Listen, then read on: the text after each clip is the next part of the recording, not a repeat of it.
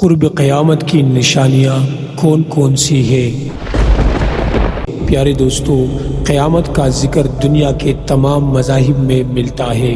روایت میں آتا ہے کہ قیامت سورہ اسرافیل کی اس خوفناک چیخ کا نام ہے جس سے ساری کائنات زلزلے کی صورت میں لرز اٹھے گی۔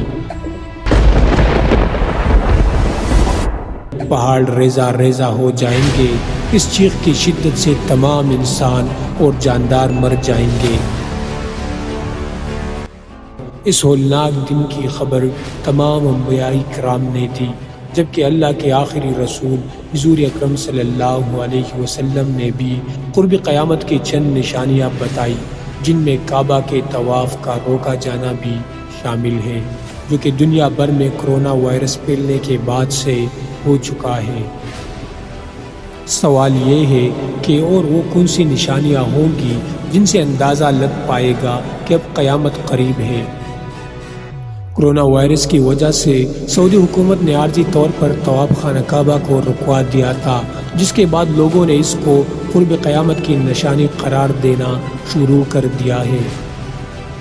لیکن دراصل ایسا ہرگز نہیں، کیونکہ قرب قیامت کی نشانی میں طواف خانہ کعبہ کو زبردستی رکوانا شامل ہے، جو کہ فی الوقت پوری ہوتی دکھائی نہیں دے رہی۔ روایات یہ بھی بتاتی ہے کہ حج کے موقوف ہونے کے بعد دوسرا بڑا واقعہ مسجد اقصیٰ کو شہید کرنے کا رونما ہوگا، یعنی پہلے حج موقوف کیا جائے گا، اس کے بعد یہودی قوتیں بیت المقدس کو شہید کریں گے۔ قرب قیامت کی ایک نشانی یہ بھی بتائی جاتی ہے کہ حج موقوف ہونے کے بعد سے لے کر حضرت عیسیٰ علیہ السلام کے نازل ہونے تک مسلمانوں پر نہایت کڑا وقت آئے گا۔ ان پر ظلم و ستم کے پہاڑ توڑے جائیں گے اور دنیا بھر کے مسلمان انتہائی ذب و حالی کا شکار ہوں گے۔ اس کے برعکس یہ وقت یہودیوں کے عروج کا ہوگا، جس کا وہ کئی برسوں سے انتظار کر رہے ہیں۔ علماء کرام اور اسلامی اسکالرز بتاتے ہیں کہ یہ واضح نہیں ہے کہ پہلے حج موقوف کیا جائے گا یا بیت المقدس کو شہید کیا جائے گا۔ دور حاضر میں فلسطین پر نظر دوڑائی جائے تو معلوم ہوتا ہے کہ بیت المقدس پر یہودی قابض ہے۔ یہودی خود کہہ رہے ہیں کہ وہ بیت المقدس کو شہید کرنے کے لیے مناسب وقت کا انتظار کر رہے ہیں۔ قرب قیامت کا وقت وہ ہوگا جب دنیا بھر کے مسلمان بیت المقدس کی شہادت جیسے بڑے اور غمناک واقعہ پر بھی خاموش رہیں گے۔ مسجد اقصیٰ کو شہید کرنے کے بعد یہودی تھرڈ ٹیمپل کی تعمیر کریں گے۔ یہ بھی واضح ہے کہ یہودی بیت المقدس کو شہید کرنے کے بعد اس کی بنیادوں میں سے تابوت سکینہ کو بھی تلاش کریں گے۔ قرب قیامت کی ایک نشانی یہ بھی بتائی جاتی ہے کہ جب یہودی بیت المقدس کی جگہ تھرڈ ٹیمپل کی تعمیر کریں گے تو اس میں حضرت داؤد علیہ السلام کا تخت لا کر رکھیں گے۔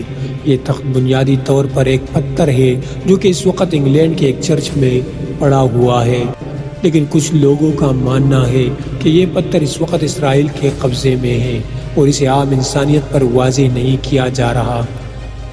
جب یہ پتھر تھرڈ ٹیمپل میں رکھوا دیا جائے گا تو اس وقت دجال کا ظہور ہوگا، جو کہ اس ٹیمپل میں آ کر اس پتھر پر بیٹھے گا اور اس کی تاج پوشی کی جائے گی۔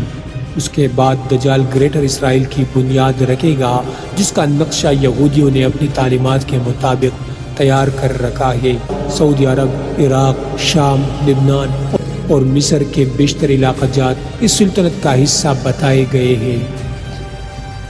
سعودی عرب کے دو عظیم شہر مکہ مکرمہ اور مدینہ منورہ گریٹر اسرائیل کے نقشے میں نہیں آتے۔ اس کے بعد حضرت امام مہدی کا ظہور ہوگا، جس کے بعد مسلمان حضرت امام مہدی کو خلیفہ چنیں گے اور پھر حق و باطل کے درمیان بڑی جنگ ہوگی اور مسلمانوں کو فتح نصیب ہوگی۔ حق و باطل کا یہ معرکہ آخری فیصلہ کن جنگ ہوگی جو کہ شام کی سرزمین پر لڑی جائے گی۔ کہا جاتا ہے کہ اس جنگ کے بعد حضرت عیسیٰ علیہ السلام کا ظہور ہوگا، جس کے بعد امام مہدی اور حضرت عیسیٰ علیہ السلام مل کر دجال کو موت کے گھاٹ اتاریں گے۔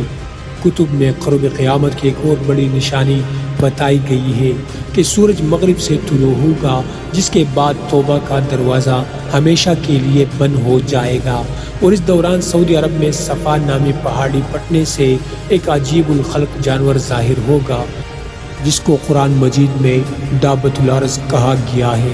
اس کے پاس حضرت موسیٰ علیہ السلام کا عصا مبارک اور حضرت سلیمان علیہ السلام کی انگوٹھی ہوگی۔ یہ جانور زمین پر بسنے والے مسلمانوں کی پیشانی پر اس عصا کی مدد سے ایک لکیر کھینچے گا، جس سے حقیقی مسلمان کا چہرہ روشن ہو جائے گا، جبکہ کافروں کے ماتھے پر یہ حضرت سلیمان علیہ السلام کی انگوٹھی پھیرے گا، جس سے ان کے چہرے سیاہ ہو جائیں گے، جس کے بعد یہ جانور زمین سے غائب ہو جائے گا۔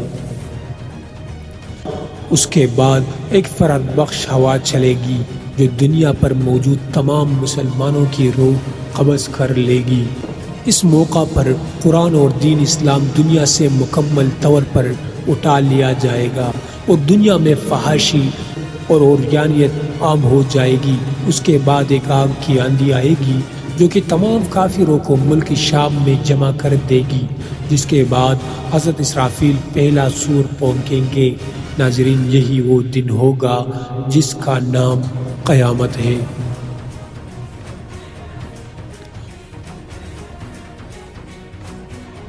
پیارے دوستو، مزید اسلامک واقعات اور قصص الانبیاء کے لیے چینل کو ضرور سبسکرائب کریں۔